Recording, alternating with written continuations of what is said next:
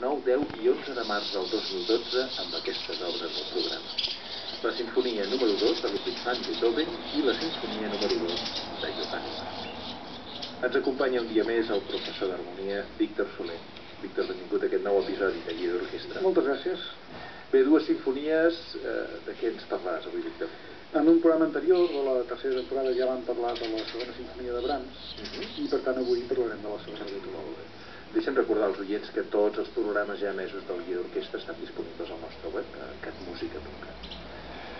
Víctor, quin serà el productor del programa d'avui i com l'has plantejat? Mira, parlarem d'instrumentació, més ben dit de la relació entre dues seccions importantíssimes de l'orquestra, la secció de la corda i la secció de vent foscor. Per tant, ens explicaràs com Beethoven reparteix la feina entre aquestes dues seccions. Sí, exactament.